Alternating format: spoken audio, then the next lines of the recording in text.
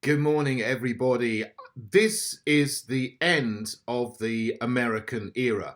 This year, maybe even this week, could be considered to be the marker for the end of the American era because on the spring equinox 2023, 21st of March, President Xi of China went to Moscow to meet President Putin of Russia, and they had a summit which was very, very friendly in tone, and they signed an awful lot of bilateral agreements in terms of trade, in terms of military cooperation, in terms of economic cooperation, and so on, and declared a new special relationship between Russia and China. So now these two countries have formally and openly got together and declared themselves as allies in every respect. This is going to be the final challenge and successful challenge to American or Western hegemony, which has been a feature of the world for, the American age certainly goes right back to the Second World War, where America has been unchallenged in its global domination. Has been challenged, but now the challenge is real and it is full and final. American hegemony has gone. The American age you can consider to have started at the Second World War, because before then, Britain was the global superpower, unchallenged, certainly in the 19th century, right up until the First World War. The First World War, of course, left Britain depleted of millions of young men who died in the battlefields of Belgium and so on, and economically depleted as well. And then with the Second World War afterwards, Britain's economy just went down and down because obviously Britain spent so much money fighting the Second World War and lost many more men as well. So Britain was no longer the unchallenged superpower. In fact, since the Second World War, Britain hasn't been a superpower, and the British Empire, of course, dissolved over the next 4 decades or so. But America then became the undisputed superpower. Now it's no longer. Worse than that, America and the collective West in general, because you can now pretty much consider Britain, France, Germany, Spain, Italy, the countries of Western Europe, etc., to be vassal states in the American empire. That's one way of looking at the collective West. The decisions are made in Washington, and the decisions are made in the Pentagon. And then Western European nations follow what is said and decided in the American deep state and political and military apparatus. But that hegemony has now gone because of the new accord between Russia and China. The tragedy of the situation here is that the collective West has destroyed itself, both economically and culturally, because we've had an era in the American era, if you like, which hasn't been too long, really, in terms of history and civilizations. You know, it's started in the Second World War, whatever, 1945, and now it's ended in 2023. So the American era of global dominance has only lasted less than 100 years, really, which is a very great tragedy.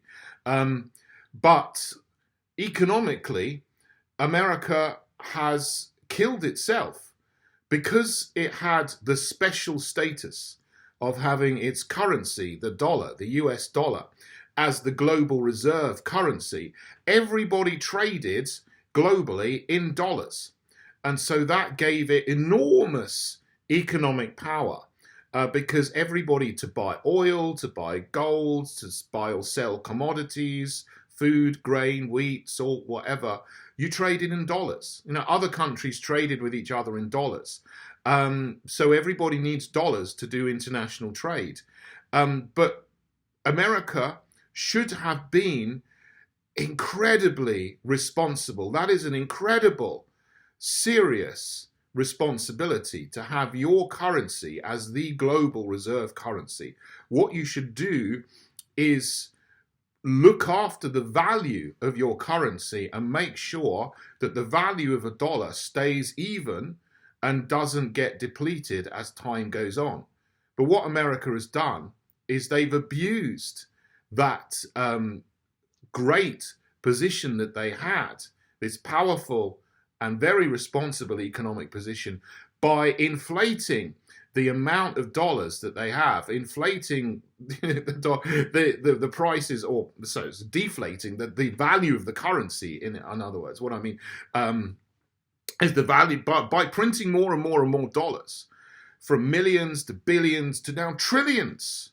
Trillions of dollars have been printed in order to shore up really, really bad decisions in the United States itself. The value of the dollar has just gone down and down and down and down over the years that America has been the global hegemon. And now the dollar is pretty valueless compared to what it was in 1945. Or maybe even you could go back to 1913 when the Federal Reserve was created, which is a whole other story. And that wasn't a good thing either. But the value of the dollar has just gone down. And so anybody holding dollars has seen the value of their dollars just continually drop and fall over time. And now, particularly in the last 3 years and also in the financial crisis of 2008, they did quantitative easing. So there's been more dollars printed. It's the same in the UK and it's the same in the EU as well. There's been more dollars and pounds and euros printed in the last 10 or 15 years than in all of time before the financial crisis of 2008.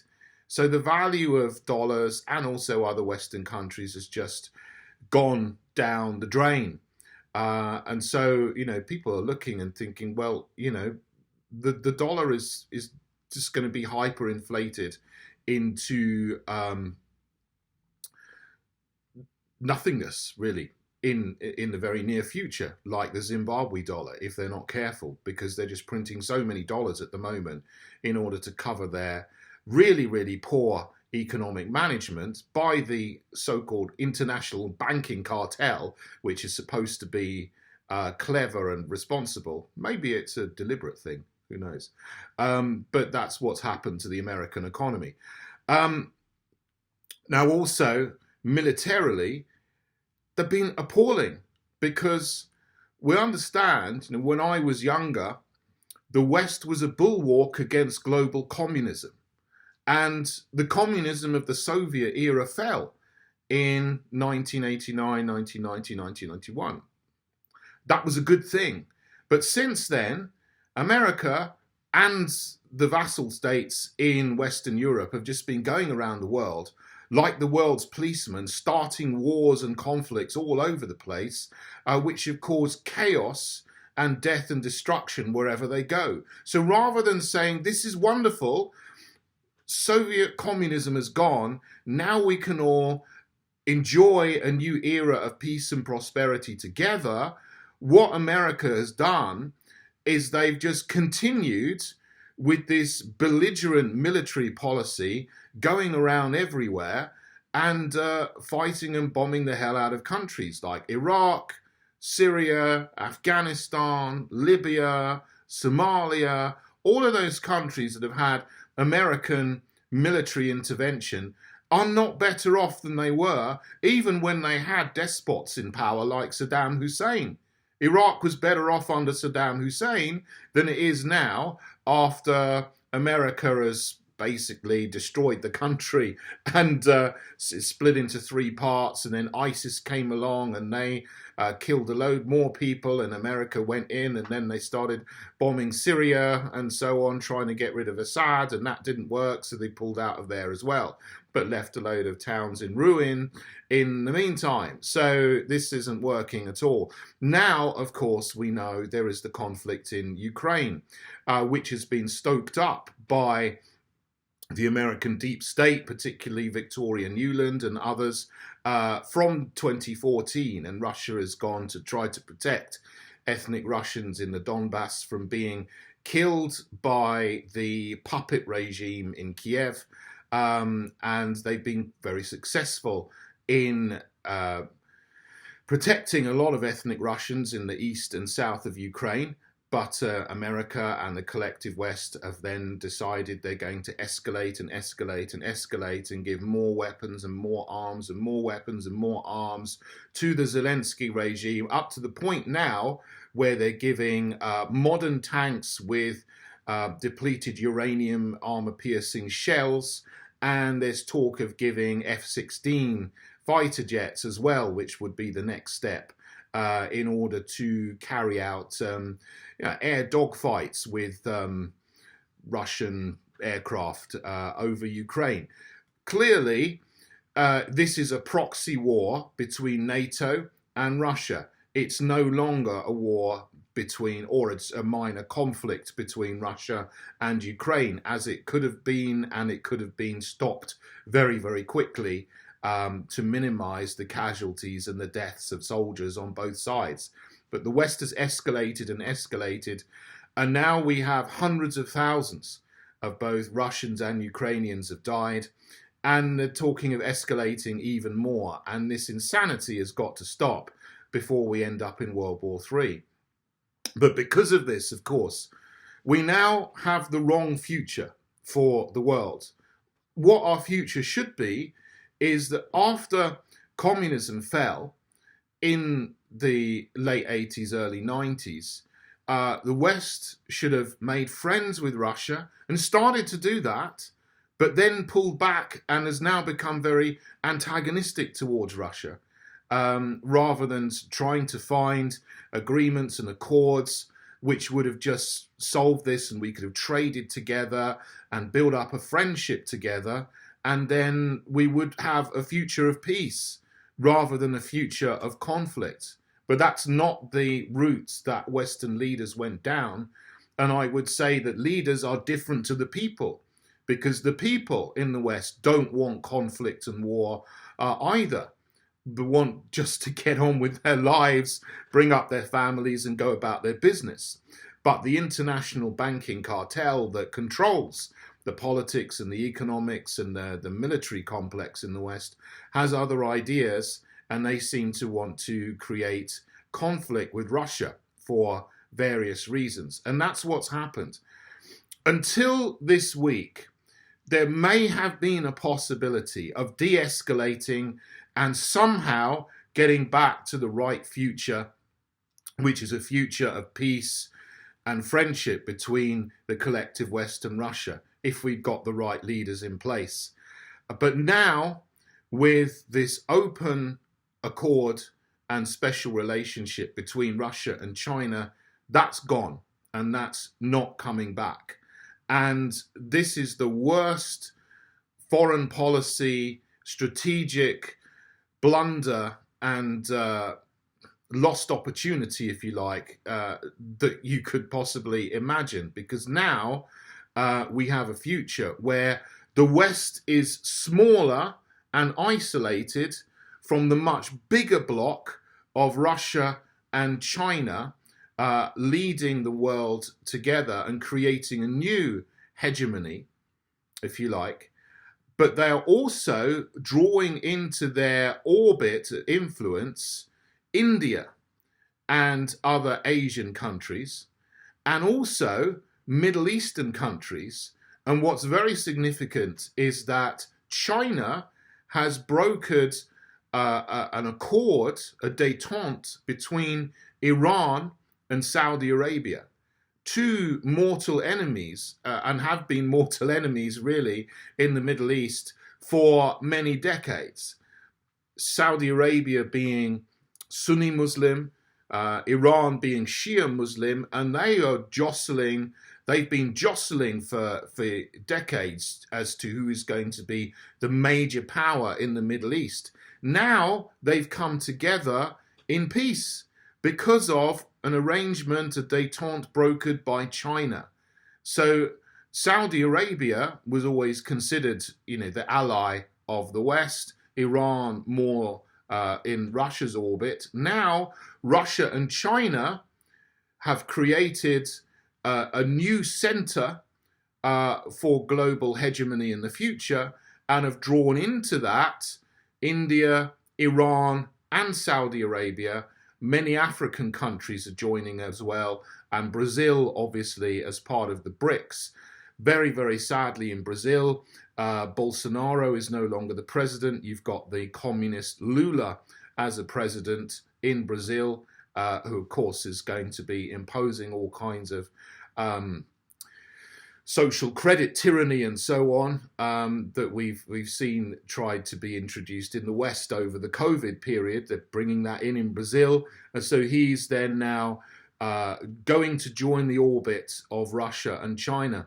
And that's all happened very, very quickly, and it's happened because, or largely because, of what the West has done in Ukraine, which is completely the wrong thing. We should have de-escalated, got around the table, tried to talk peace, and then we would have a future where we could all get on and respect each other and trade each other. Instead, now we have two blocks. It's almost like a new iron curtain around the world, but this time the West is the smaller part, and economically it's going to be smaller and less significant than the BRICS nations led by Russia and China. This is a great tragedy for the West and the Western people, and it means that there's only two courses of action left. We cannot now de-escalate and get back to where we were before. That's not possible. This has just made a different future for the world. There's only two possibilities in the future. Number one is that the West accepts, and America obviously is the lead nation in the West, and in the past, because it is now the past, it was the lead nation of the world. It is no longer the leading nation in the world. The best that the collective West can hope for is that we end the conflict in Ukraine, get back to some kind of talks, and then we will need to accept a multipolar world, that there won't be a single hegemon. And maybe if we stop ruining and debasing our currencies, and stop corroding our culture from within, and destroying things like traditional values, and even to the point of celebrating transgenderism and all of this nonsense and all of this cultural Marxist destruction that's going on, which is a whole other issue, then we can get back to being a sensible civilization that can be at peace with and trade with the new axis of Russia and China. The other scenario would be disastrous, and that is that we continue to allow the leaders of the collective West to stoke up war and tensions, to continue to escalate the conflict in Ukraine, and then, as some of them are doing, is they're looking to pivot to start a war with China, or to start conflict with China. Now, I'm no fan of the Chinese Communist Party. I've said that all the time. There are political prisoners in China. You have a social credit system in China. So you can't get on unless you're a member of the Chinese Communist Party and you're a good little citizen and you do everything you're told. You don't have freedom of speech. You're not allowed to criticize your leaders or say anything that is not approved. And that is terrible. We have free speech and free thought in the West, and freedom of belief. You don't have that in China. If you want to start a church, you have to have permission. And if you decide you want to have, just have freedom of belief, for example, as a Christian in China, or another expression of spirituality, whatever that is, they will come and clamp down on you, close you down, and put you in prison. Now that is terrible. That is absolutely terrible. There's no freedom in China. I am not a fan of the society created by the Chinese Communist Party, but we don't want to go to war with China because that would be mutually destructive. So the future we can now try to step into is a future where we continue to trade and through that, pray and try to influence and maybe slowly, there may be more freedoms appearing in China. I don't know. It's not up to me to say that. But even though Chinese society is not good, they treat animals appallingly as well. We shouldn't go to war. We need to try to make peace and trade and continue in that vein, because that's the only two options we've got left. The option of being the global hegemon and then going around the world like the world's policeman and then bombing people who we don't think are morally up to our level, that's disastrous, and that's completely not the right thing to do. I mean, really, pretending you're more moral than everybody else when you're pushing transgenderism around the world and then bombing people that you don't like, mainly for oil, is really there's no moral high ground in that at all, which is what America and the collective West have been doing for the last 35 years. So that's really not the right future either. So this is it. We have to accept now that the future we could have had, a future of peace and cooperation and bringing Russia into friendship with the West, is gone. And we have to pick the best course now that is left open to us. And unfortunately, I doubt that we have the leaders in place at the moment who will do that, because they're still talking about escalating war with Russia and escalating tensions with China. And that is the wrong future. We have to know where we are and pick the right option.